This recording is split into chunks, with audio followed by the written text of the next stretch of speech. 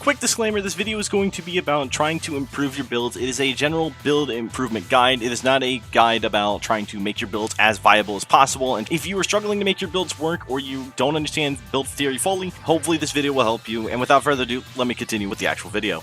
For watching my little intro clip montage, you might have noticed something. All the builds I was playing were completely unorthodox, or they were very weird. You have less is more plus friction drift, you have spin drift kit plus dark chow, and you even have some other goofy stuff like perfect charge bounty with perfect charge boost. These are all builds that I either have made, played, or were recommended to me to actually try out on stream, and mainly, the big thing with these builds is that they all share some kind of ideology when it comes to build theory and following build theory. Build theory is one of the most important things when it comes to Sonic Racing Crossworlds, and a lot of players do not understand how to properly make builds. Are my builds good by any means? No. Are they very unorthodox? Yes. But do they work in some capacity? Also yes. And there's a lot of reasons behind why these work. Before getting into anything related to build theory, I would like to talk about the primary gadget types that you need to be focusing on. There are a lot of gadget categories that exist, such as you have boat mobility, you have air mobility, you have items, you have stats. There's a lot of things. But there are 5 primary categories that I think are the most important, and then there's one subcategory that I think is very important to touch on. It's very important because there's one gadget in that category that is so obscenely good that it's literally a game changer if you understand how to use it. The 5 major categories are speed generation, ring generation, drifting, bagging,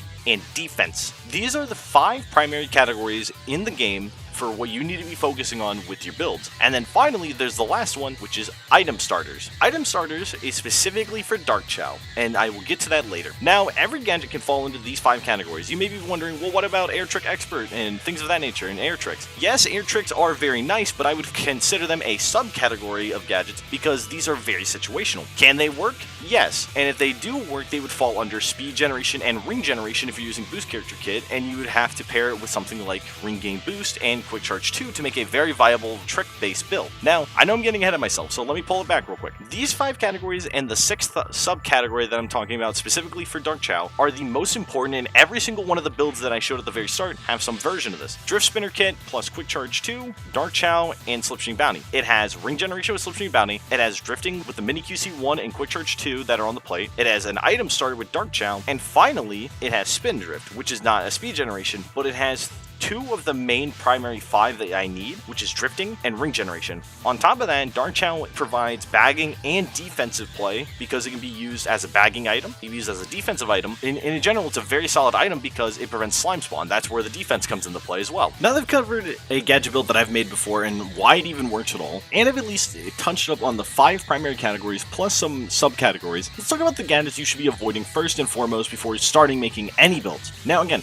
if you're trying to have fun, use whatever gadgets you want. But I recommend if you're trying to make the best builds possible, please avoid everything under stat upgrade, avoid most of the things in support, because these are really unnecessary gadgets currently, and in general they are not too helpful. So things like strong finish, item keeper, quick recovery are really fine and they're pretty solid, but it's things such as crash pads, ring mercy, and even like max traction and bumper guard, especially second wind, these are not good gadgets. But again, strong finish, item keeper, quick recovery, you can make these work pretty solidly. Item control, you can definitely run most of these item control gadgets. I would say the best ones are inventory swap, inventory plus easily. Summon items very fun, but things like that, you want to make sure that you are picking good gadgets that make a lot of sense to put in a build, especially with the metagame being more aggressive and a lot more fast paced, so you have to be very prepared. So there's a lot more gadgets, and I will keep talking about the bad ones as it comes, but again, basically everything under stat upgrade, avoid things like friction drift, avoid perfect charge boost for the most part, avoid basically everything in technique upgrade except for like maybe extended slipstream, air trick expert, collision boost, spin drift. There's a lot of things you can and can't avoid. You gotta just be very selective with what you pick because a lot of these gadgets are not the worth it. So now that I've at least explained some of this, let's talk about the importance of gadget slot size. So remember, since you have 6 slots, every 2 slot gadget is 1/3 of your plate gone. Now keep in mind, you cannot stack 2 slots at all vertically. So once they're on the plate like this, you can't change this. So you can have these 2 slots, but since you can't stack a gadget vertically, you can have 3 2 slots. So hypothetically, because of this, every 2 slot you put on the plate is about half your gadget plate gone. You cannot use it. You're locked out of half your gadget plate because of the fact that you can't stack a vertical 2 slot. 3 slots fall into the same idea. If you're putting a 3 slot on the plate, remember, half your plate is set to that gadget. You need to make sure that gadget provides a lot of of value. Double rings, yes, it does provide a lot of rings, and it's very nice, but when you have this kind of gadget here, you have to remember that every time you want to use something else, you got to make sure that it makes sense. So like with double rings, since every time you get a ring at all, doubles it, so you probably want Slipstream Bounty if you're going to run this. You probably want something like Quick Charge 2 and 3, or even Tech Drift. Now, this covers ring gen and it covers drifting,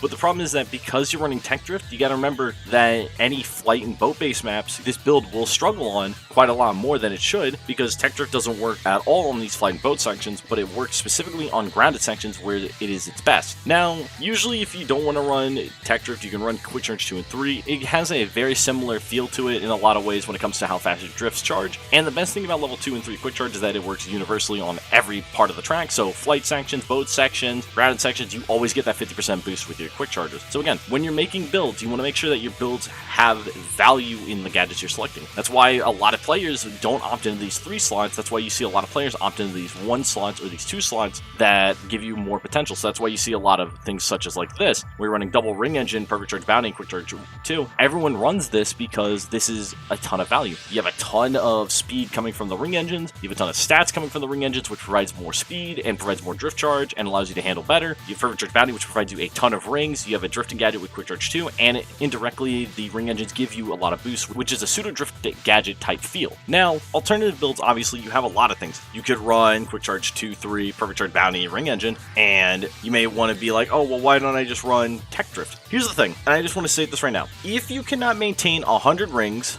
with ring engine, you're actually slower than running just flat out 130 ring plus ring engine, or just not running ring engine at all. Although ring engine provides you 12 boost, 12 handling, power, acceleration, speed, the whole 9 yards, you have to remember that because you are never at that 100 ring cap, you only get plus 7 speed from your rings at most, on top of the plus 3 flat that you're getting from ring engine. Because of that, you're actually going at most plus 10 speed. So you were giving up 4 flat speed for ring engine to give you plus 12 in all your stats. Unless you know that you have some way to counteract this, like through the use of Tech Drift, right? And stacking Quick Charge 2, Tech Drift, Perfect Charge Bounty, and Ring Engine, right? Which is a build that a really good player and a good friend of mine uses. His name's Mute. He can make this work very well because you can counteract the fact that you have lower speeds from the fact that you can never maintain 100 rings by drift stacking a lot better than a lot of other builds. You were able to stack level 2s and 3s on top of each other so quickly and so consistently, and even stack level 1, so you can do like a 3 into a 1, 1, 3, or a level 3 into a 1, into a 3, into a 2, into a 3, things of that nature. There's a lot of nuance when it comes to drift stacking, but that's why this build works, is because even with the fact that you don't get 130 ring and you don't maintain 100 ring speed, you're still able to counteract that by having enough speed generation through drifting that you can make it work. And on top of that, you do have some speed generation, you have some stat alteration that actually is beneficial, and you have consistently high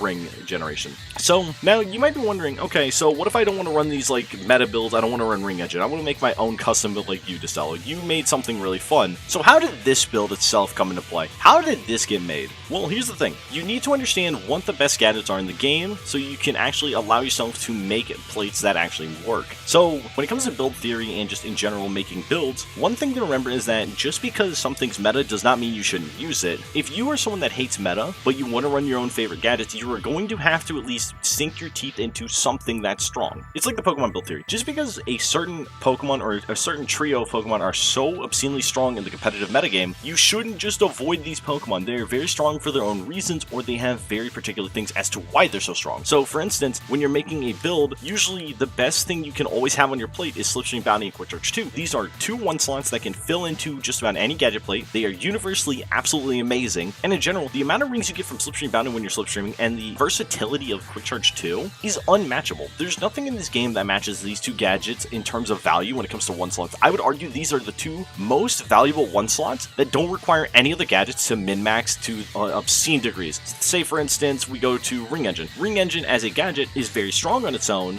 but the thing is, to really min-max on how powerful Ring Engine can be, you need 130 ring. This is where you get not only that plus 14 ring speed, but you get the plus 3 flat speed, and you get all 12 stats from Ring Engine, and you have no downside outside of having to put 130 on your plate, which means you're able to make builds that are actually very fun, which you can make quite a few things, such as a build like this, which is a very strong build that is very, very consistent. And because you get plus 17 flat speed, when DRE is giving you plus 12 flat speed, on top of the fact that it has to give you another plus 7 roughly from rings if you're able to maintain it, you're going at about plus 19 flat speed because of ring speed and DRE. Since you can never have your 100th ring, which gives you plus 7 flat speed, you can never get to that plus 14 with DRE, which would, if you could, you would get plus 26 flat speed. Since it's not possible, Ring Engine with plus 130 ring is actually able to nearly match double Ring Engine in terms of speed once you are at or above 100 rings. That's why builds like these work, is because even though you don't have ring game boost or you don't have things of that nature, you're still able to make this work. So let's talk about another custom build I made. So another custom build I made a long time ago, back in December,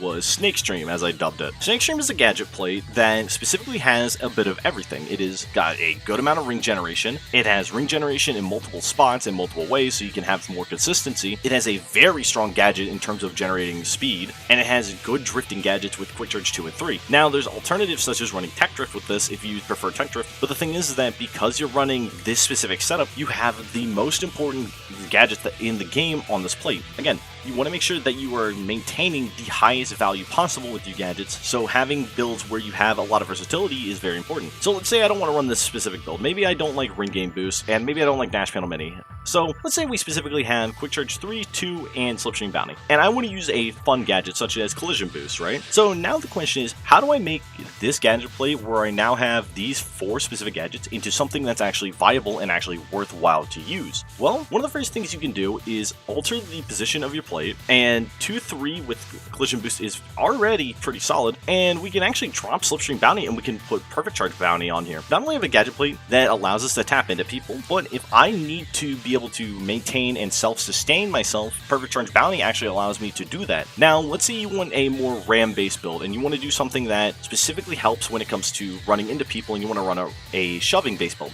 This is probably the build you're going to look into. It's probably something like Quick Charge 2, Ring Game Boost, Mini Ring Thief, and Collision Boost. This is probably going to be a pretty alright build. You could also run a Mini Ring Game Boost variant. Now, Mini Ring Game Boost only gives you half the value of Ring Game Boost, so when Ring Game Boost gives you 7 to 16 speed, Mini Ring Game Boost only gives you 7 to 8 speed, so you're getting half the value for this, but that gets supplemented by Collision Boost giving you a lot of speed when you tap somebody. You have Slipstream Bounty, which gives you a lot of consistent rings, and you can Ring Thief people to get another proc of Mini Ring Game Boost if you're about to pass them, and so it all compounds together to make a very fun build that it may not be viable in the metagame right now, but it's workable and you can make this work. It is very fun for that reason. And you know what? I will showcase this build by going into World Match, so I will catch you guys here in a second.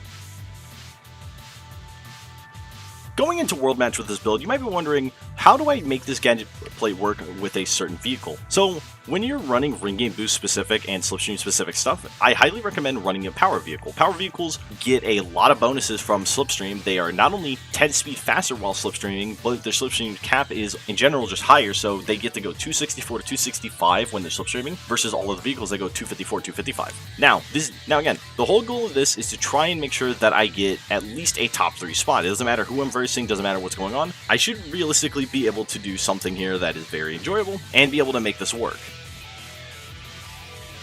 Now, when it comes to this gadget build, I should be able to make something happen with it, genuinely. If everything has been played out properly, and I actually made this build correctly, and I was taking into consideration just about everything I needed to, realistically, I should be able to get a top 3 in this race if I do everything correct. One of the biggest things that you need to make sure is that no matter what your build is, you need to ensure that your build makes a lot of sense, and there's a lot of things about your build that work together in tandem. That's why a build like this should theoretically be working very well, is because everything should be working in tandem together. Now again, I'm getting hit multiple times, but because I have collision boost and I have ways to generate rings, even if I'm getting hit all these times, I can still maintain myself in a good position. Now, one of the big things is no matter what, don't be afraid to bag, don't be afraid to front run, find out where your build is more viable at and where it's the best at. Understanding the best spots for your build is more important than anything. Again, you may get screwed, you may lose your items, you may get locked out of getting jumped. It's all part of the game. Gonna happen. But once you can, even with those things, as long as you're able to make the build work in some capacity, you should be okay. Another thing is, when you're rolling these items and things of that nature, you need to be prepared to roll out whenever you can, to ensure that you get the best possible stuff. So again, Players may do weird stuff and they may try to hit you in weird ways, but again, that's part of the game. That's just going to happen. You need to be able to figure out how to counteract that, so that way you don't just lose automatically for it. A lot of players like to do random stuff, like this guy. This guy has just used his NATO for no reason. It was completely unnecessary. But since he has he's probably trying to roll out for a speed item potentially. Even with that, he should probably have held his NATO, so that way he didn't get screwed. Now, again, there are a lot of people that do a lot of weird things. It's just you got to be prepared for anything. That's the biggest thing about this game. Always, always, always, always be prepared for anything. See, that guy was about to slicer me. It is what it is. Then I'm going to go for this double box if possible, which I did get it. If I get good items here.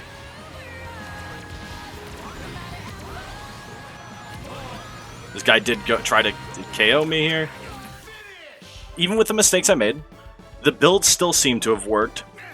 Even though I made a mistake, I could have definitely gotten I could have gotten top 2, but I ran into off-road.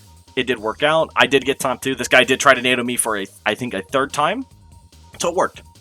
And this is the thing with build development, is even though this build is really bad, and there's not the best thing on this plate, I was still able to get top 2. And now a lot of players might be like, oh, well, you did this in World Match, who cares? It doesn't matter. The thing is that just because it's World Match, that doesn't mean that what I did was any less serviceable to the plate. Again, the biggest thing about this gadget plate is the fact that I'm even using it, and I was able to actually make it work in any way. In World Match, because there's players throwing items everywhere, using items in weird ways, or trying to outright maybe KO you, there's going to be a lot of people trying to do things that they shouldn't be. Being able to counteract that and being able to play as smart as possible in order to maintain a good position, use your items well, and just service your builds is something that's very important.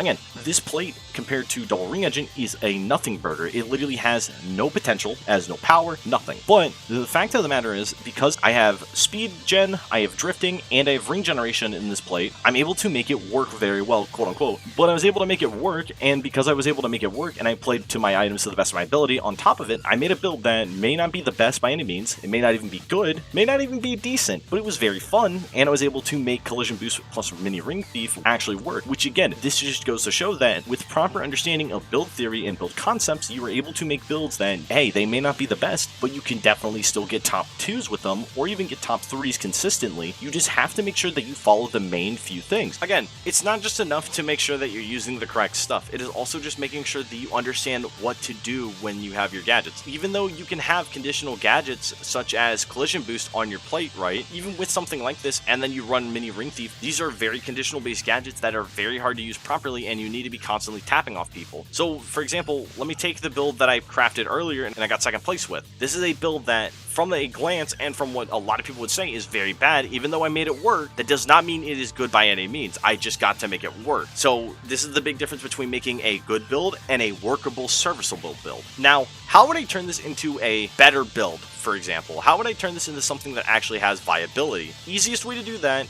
unironically, is go down the meta route. Go Quick Charge 2-3, Perfect Charge Bounty, and run Collision Boost, and throw this on an extreme gear. Now you have a gadget setup that has Perfect Charge Bounty, you have very fast drift charging, and you can tap off people very consistently, so you have a lot of ways to self-sustain yourself with these 3 gadgets here, with Quick Charge 2-3 and Perfect Charge Bounty, while also, if you're ever in a situation where you're actually tapping off someone, or you have a slipstream partner, you can actually Collision Boost off them and get more speed, which allows you to maintain with them quite well. And because your rings are self-sufficient, you can always stay at 100 rings, which gives you the plus 14 flat speed, which is something a lot of other gadget plates do not have. That was one of the biggest issues with a plate like this, or even a plate like this. You can't always be at 100 rings that easily, because you have to be slipstreaming and you have to ring thief people, so you have to go for a lot of ring lines, which is inoptimal, because you want to be taking the most optimal lines possible. That's why a build like this, even though it quote-unquote works, it is not good. Whereas a build such as this, for example, is a better build that I would consider at least decent. It is something that can work, has a conditional based gadget that can be viable in some instances, and you have self-sustaining gadgets that allow you to be adaptable, and if you do get into a position where you get hit too many times, you're able to bag very easily, because you can use Collision Boost to tap off people to get farther up to the front. You have Perfect Charge Bounty to get back to 100 rings if you ever get hit, and you have Quick Charge 2 and 3 to get constant drifts, where, again, other people may sacrifice some of these drifting gadgets or even Perfect Charge Bounty for other gadgets that are either more conditional or very inefficient overall. So that's something to keep in mind. Again, it's about minimizing the amount of situational and conditional gadgets you have. There's a reason why whenever I talk about gadgets such as Boost Character Kit or other gadgets such as like Dash Panel Combo Bounty or even this Dash Panel Combo Kit, there's a reason why I talk about making sure that you have consistency and that specifically you use these gadgets specifically on tracks they're viable on. There's a reason why we don't see a lot of Morph Action Bounty. There's a reason we don't see a lot of Dash Panel Combo Bounty. There's a reason why we don't see a lot of Boost Character Kit. All three of these gadgets are hyper conditional, and they're very specific in their own right, and it makes it very hard to make these gadgets work very consistently. So if you're going to go into a map that has a lot of air and boat sections such as Eggman Expo, and your Crossworlds like Kraken Bay or Magma Planet, Morph Action is a very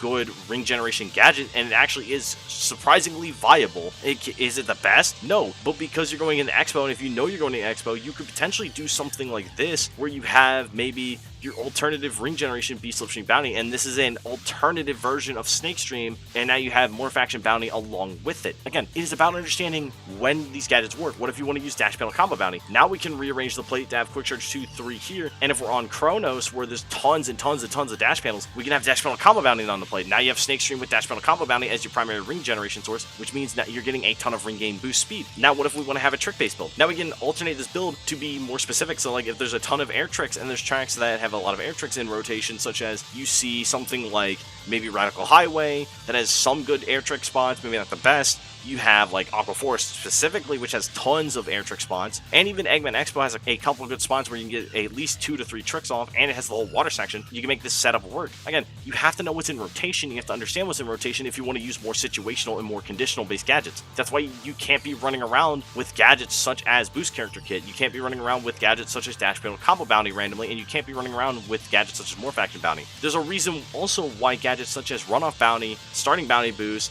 Route Planner Bounty, and even Champion Bounty, gadgets like these, which seem to be pretty okay, or they have solid viability in potential situations, are not used that often or have to be very particularly crafted around a build. There's a reason if you're going to use Route Planner Bounty, you need to make sure that when you're using Route Planner, you have some way to consistently get to the route and select it. You have to do something like Ring Gain Boost, Quick Charge 2, and maybe like Slipstream Bounty and Dash Panel Mini Bounty, something like this, if you want to get this to work. Or you have to do, say, like Ring Engine, right? And you do something like this. Again, it is about understanding how to counteract the conditional gadgets with self-sufficient gadgets, and also not leaning too heavily into one specific style. If you want to lean into one specific style, it's fine to do that, but that's going to be a more for fun setup, or you're doing it specifically because it's very viable on certain tracks. Again, Aqua Force, for example, it is super viable to run trick-based builds, and if you're lucky and the Crossworld is a trick-based Crossworld or has a lot of trick spots, then your build just gets to go and perform. But because you can't tell what your random Crossworld is going to be until it's too late, you can't really make sure that you have a solid, viable build throughout the whole course of the race, and that is a risk you have to take. No matter what, when it comes to just in general build development and just making your builds, you have to take risks if you want to use fun gadgets in the current metagame, or you have to be willing to just play stuff that is the meta. It is a balancing act of picking the best gadgets such as Quick Charge 2, Tech Drift, Perfect Charge Bounty, Quick Charge 3, Slipstream Bounty, Ring Gain Boost, Ring Engines, things of that nature, and applying, say, a fun gadget like Collision Boost, Spin Drift, or even some other fun gadgets. It is very hard to make sure that you apply these properly, but as you have seen, you can make a lot of builds that have a lot of viability, and you have a lot of ways to not only add self-sufficient gadgets, but they're self-sufficient drifting, self-sufficient ring generation, or even self-sufficient speed generation. That's why the Ring Engines, Perfect Charge Bounty, and Quick Charge 2 are so incredibly viable, is because that combo is legitimately completely self-sufficient, it's stupid fast, has stupidly good ring generation, and overall it is non-conditional outside of needing rings. That is why when you run a Collision Boost build, you need to have self-sufficient drifting and ring generation, because your speed is going to come from your drifting gadgets, and it's also going to come from Collision Boost tapping, and if you can't get it off, the ring speed bonus from having 100 rings and consistently having 100 rings is going to play a massive effect, and making sure that you have a lot of level 3s that you're popping makes all the difference. Thank you all so much for watching. I hope this video helped you quite a lot. I know know I didn't cover everything perfectly. I know I was a little shoddy on some portions. I'm very sorry about that. A full-blown build guide that isn't just talking about the only meta best things or the only things that are actually good to use is very difficult, because I like to have fun. I like to use a lot of meme builds. I like to use a lot of okay-ish builds. I like to use builds that aren't even really good because it's a lot of fun to use them. Regardless, as long as you're playing a build that you love, that is what matters most, and you can make just about anything work in World Match as long as you are dedicated to making it work, and as long as you understand that your build may have some faults here or there, and that you are willing to at least try to improve your build slowly but surely and find what works. It is all about having fun, building gadget plates that have consistency built into them, and not using hyper-conditional stuff. That's all I got for you guys. Have yourselves a great one. Hopefully you learned something, and I'll catch you guys in the next video.